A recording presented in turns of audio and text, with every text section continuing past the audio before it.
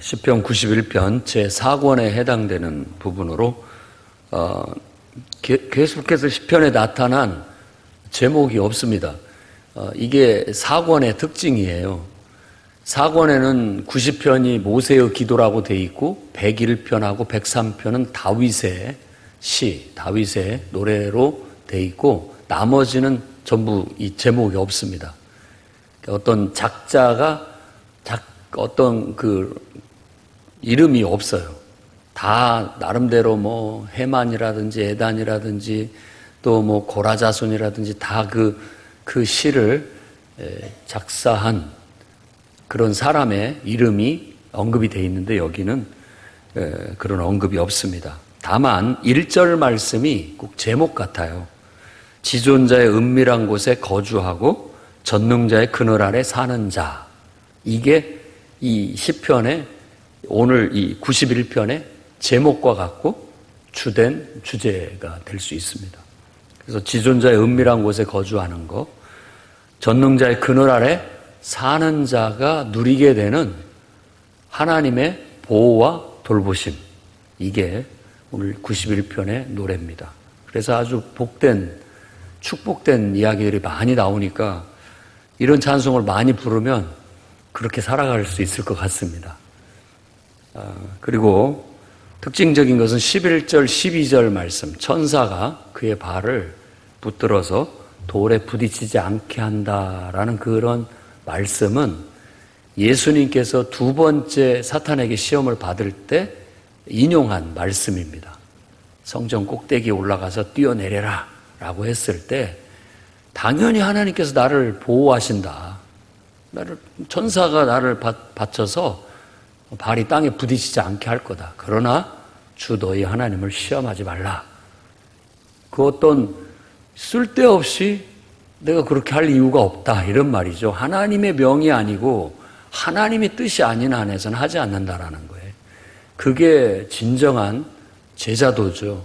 그리스도인이란 그렇게 살아야 됩니다. 어떤 자기를 나타내기 위해서 또 사사로운 인간의 생각과 어떤 뜻에 의해서 움직이는 게 아니라 우리는 그저 아무리 좋은 것도 하나님의 뜻에 따라서 움직이지 아무리 좋은 것도 하나님의 명에 따라서 하는 것이지 그냥 사사롭게 하지 않는다라는 겁니다. 기적을 나타내는 것도 마찬가지입니다. 기적을 나타내는 것이 뭐 내가 자랑하기 위해서라든지 사람한테 돋보이게 하기 위해서 나타내는 것이 아니라 하나님께서 하실 때 내가 하나님에게 순종하여 그냥 하는 것이지 내가 내 마음대로 하는 것이 아니다라는 걸 보여줄 때 이 말씀을 인용해서 사탄을 대적했다는 걸 알 수 있습니다.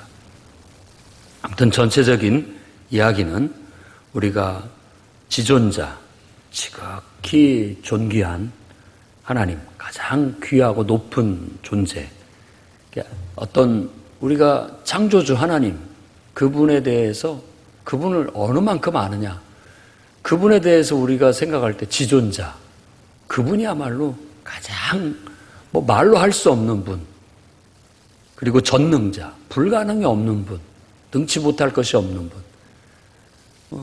바울도 내게 능력 주시는 자 안에서 내가 모든 걸 할 수 있다 라고 말한 것은 그가 깨달은 하나님이에요. 그가 깨달은 하나님에 대한 어떤 고백이고 그 어떤 하나님을 부르는 호칭이었죠. 우리도 내가 아는 만큼 하나님을 아는 만큼 내가 그분을 누릴 수가 있습니다. 아는 만큼 살아가는 거고 내가 아는 만큼 성숙하는 거고 아는 만큼 하나님께 가까이 나아가게 되는 거예요. 그러니까 인생은 평생의 구도예요. 수행이고 나라는 한 존재가 하나님께로부터 와서 태어나서 나를 창조하신 그분을 알아가는 게 인생이에요. 그분과 더 가까워지고 그리고 그것을 다 내게 주어진 시간만큼을 그렇게 구도하다 그렇게 하나님을 알아가며 그분과 어떤 친밀함을 사랑을 나누다가 이제 이 시간과 공간을 초월한 새로운 존재 방식으로 하나님 앞에 존재하게 되는 거고 결국 하나님 안에서는 사나 죽으나 우리는 살아있는 거예요. 왜냐하면 하나님 안에서는 죽음이 없습니다. 그렇기 때문에 내가 그분의 은밀한 곳에 거하고 그분의 그늘 아래 거하고 내가 그분의 존재 아래서 존재하게 된다면 우리에게도 사망이 없습니다. 그 개념 자체가 없어요. 죽음이라는 것 자체가 완전한 단절이고 그 단절이라는 의미가 강합니다. 어떤 존재의 소멸 의미보다도 죽음이라는 것 자체가 단절의 의미로 쓰여지고 있어요. 우리가 그렇게 알아야 되겠어요. 하나님과 연결된 상태에서는 단절이라는 게 의미가 없는 거예요. 내가 그분 안에서 존재하고 있기 때문에. 다만 그분의 존재 아래서 벗어났을 때 죽음이라는 공포를 느끼게 되는 겁니다. 영원한 단절은 인간이 감당할 수 없는 고통이에요. 그러니까 모든 피조물들이 감당할 수 없는 공포고 두려움이고 고통인 것이죠. 그걸 도대체 뭘로 설명을 할 수 있을까요? 그 설명이 거의 불가능합니다. 그러나 우리가 눈에 보고 경험한 가장 공포스럽고 두려운 어떤 것으로 설명을 한다면 지금 카나리아나 제도 거기에 섬에서 화산이 폭발해서 용암이 도시로 흘러내린 그 용암 구덩이 속에 빠지는 것 같은 공포? 그래서 유황불못이라는 게 바로 그 용암 구덩이를 말하는 겁니다. 어떤 그런 공포, 두려움. 근데 제가 볼 때는 그것이 무섭냐라고 말할지 모르겠지만 지옥은 그것으로 그냥 표현할 수 없을 만큼 더 공포스럽고 더 두려운 곳이다라는 것을 라고만 그렇게 저는 깨달아집니다. 성경에서 우리가 알아들을 수 있는 언어로 천국에 대해서 얘기하는 것 그리고 또 지옥에 대해서 얘기하는 것은 그 완벽한 설명이 못 됩니다. 다만 그런다라는 그 이미지 정도를 우리에게 전달해 주는 거예요. 실제는 그보다 더 할 거라는 겁니다. 천국은 더 좋을 것이고 지옥은 더 공포스러울 것이라는 거, 감당할 수 없는 고통이 있을 것이라는 것이죠. 그런데 우리가 이 땅에서 하나님이 어찌됐든지 성경은 그렇게 전제해서 우리의 삶이라는 게 딱 이 땅에 우리가 태어나자마자 우리는 하나님의 어떤 진노 아래 살아가고 있다는 걸 깨닫게 됩니다. 그러니까 인간이 죄를 지었고 이 세상은 우리에게 주어진 삶이라는 것은 하나님이 우리에게 벌을 내리시는 것 같은 그 진노 속에 그 인간의 죄로 인한 어떤 제한된 삶을 살아가고 있다는 거예요.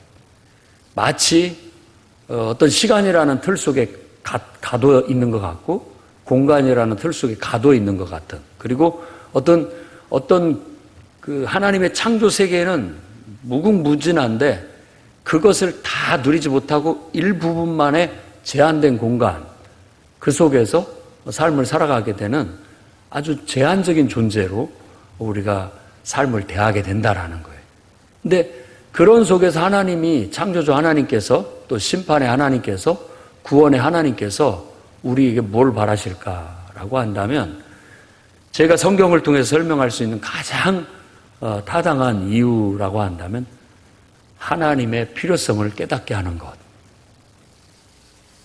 피조물이 자신을 창조한 창조주와 창조주의 필요성, 어떻게 그 존재와 연합을 하고 그 존재와 함께 협응을 할 수 있는지를 배우도록 하기 위한 하나의 과정인 것 같습니다. 인생은 나그네 길이라고 하는데, 나그네 길이라는 것은 진짜 삶이 또 있다라는 거 아니겠습니까? 가야 할 본향이. 그러니까 이 짧은 인생, 덧없는 인생, 그런 속에서 지혜의 마음을 가르친다라는 것 자체가, 배운다라는 것 자체가, 나를 창조하신 창조주 하나님을 발견하고 그 속에서 나를 이해하고 인생이라는 걸 이해하면서 인생은 이런 거구나. 눈을 뜨듯이 나를 창조한 하나님을 발견하고 알아가면서 그분을 알아가는 재미 속에, 기쁨 속에 하루하루를 살아가는 거예요. 그러다가 어느 순간 그분을 알아가다가 그분 속에 쏙 들어가는 겁니다. 그게 어쩌면 우리의 죽음? 이 시간을 벗어나는 거죠. 이 공간과 물질을 벗어나는 어떤 하나님과의 만남이라고 할 수 있겠죠.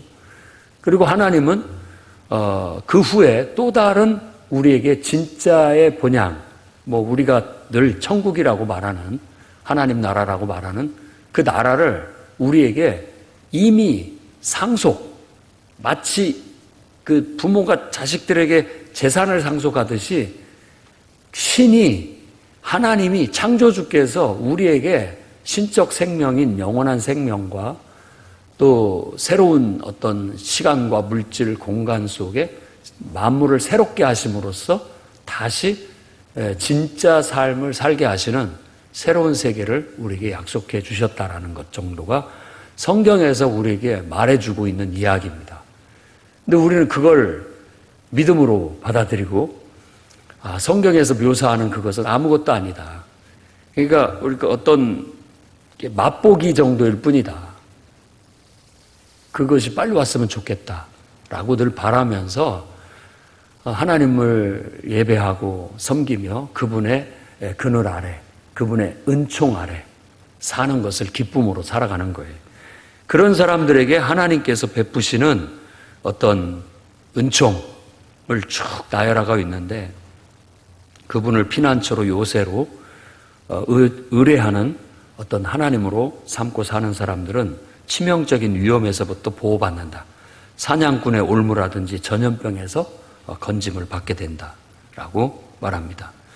그분의 날개 그늘 아래 우리가 머무르게 되면 그분의 진실함이 우리의 방패요 손방패예요. 아주 요긴하게 방패요 손방패라고 말하는 건 요긴하게 쓰이는 그런 나를 보호하는 도구를 말하는 거예요. 그러니까 그분이 나의 인생의 보호, 피난처. 그리고 밤의 공포, 낮에 어떤 날아오는 화살, 전염병, 재앙 이런 것들로 인해서 두려워하지 않아도 된다라고 말합니다. 그러니까 밤이나 낮을 얘기하는 건 시간마다 보호하신다라는 뜻이고 또 모든 어떤 상황 속에서 보호하는 것이고 장소 속에서도 하나님이 늘 보호하신다라는 그런 완벽한 보호를 말하는 겁니다. 그리고 7절, 8절에는 1000명이 내 왼편에서 10,000명이 내 오른편에서 엎드러진다 할지라도 너는 엎어지지 않는다. 재앙이 내게 가까이 오지 못한다. 다 죽어 나자빠져도 너는 하나님이 보호하신다라는 거예요. 이런 말씀을 통해서 우리는 긍지와 자부심을 가질 수 있습니다. 하나님이 나와 함께 하시니까 하나님께서 나를 보호하신다라는 믿음과 확신과 그런 긍지와 자부심을 갖고 살아가야 되는 겁니다. 긍지와 자부심은 삶을 살아가는데 아주 너무나도 귀한 자산입니다. 달리 부자가 아니에요. 그런 자산을 가지고 있을 때 그 사람이 부자의 마인드를 가지고 있는 사람인 것이죠. 긍지를 가지고 자부심을 가지고 사십시오. 하나님이 나와 함께 하신다라는 그게 우리의 유산이고 그게 우리의 어떻게 보면 큰 보배라고 할 수 있습니다. 그리고 분명하게 악인의 보응이 똑똑히 보게 될 것이다. 하나님을 의지하지 않는 자들, 이 악인이라는 묘사는 본문의 말씀에 대비적으로 말했을 때 지존자의 그늘 아래 거하지 않는 자들에게는 하나님의 보응이 있다라는 걸 똑똑히 보게 될 것이다. 우리와 다를 것이라는 걸, 하나님을 의지하지 않는 자의 삶은 다를 거라는 걸 똑똑히 보게 될 거라고 그렇게 말하고 있습니다. 9절에서 13절도 보호와 돌봄에 대해서 계속 말하고 있는데 화나 재앙이 미치지 못할 것이다 라고 단호하게 말하고 있고 너를 위해 천사들을 명하여 발이 돌에 부딪히지 않도록 하나님이 사자를 보내서 천사라고 번역을 했지만 하나님이 보낸 사자예요. 그것이 어떤 사람일 수도 있고 그것이 어떤 다른 어떤 것일 수도 있겠습니다. 하나님이 천사를 보내서 우리 발을 안전하게 보호하셔서 돌에 부딪히지 않게 상해를 입지 않게끔 해주신다라는 그런 보호와 돌봄의 약속의 말씀입니다. 14절에서 16절은 그러니까 하나님이 어떻게 보면 또 혹은 제사장이 지금 하나님을 의지하고 하나님을 믿는 자에게 하는 말입니다. 나를 사랑한 즉 내가 그를 건지겠다. 내 이름을 알고 있으니까 내가 그를 높이겠다. 그가 내게 기도하니까 간구하니까 내가 응답하겠다. 환난을 당할 때 내가 그와 함께하고 그를 건지고 그를 영화롭게 하겠다. 얼마나 놀라운 축복입니까? 이런 축복이 오늘 또 여러분의 삶에 풍성하게 경험되는 하루가 되기를 바랍니다. 이걸 우리는 은총이라고 합니다. 하나님이 내게 베푸신 은총.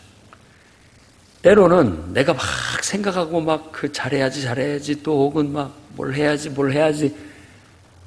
오히려 그런 생각 자체가 우리에게 방해가 되는 경우가 있어요. 생각할 필요가 뭐가 있습니까? 그냥 하면 되는 거지. 예를 들어 아침에 벨을 맞춰놓고 벨이 울리면 일어나야지 생각하면 뭐 하겠어요. 그냥 일어나면 되는 거죠. 생각 자체가 우리에게 오히려 더 스트레스일 뿐입니다.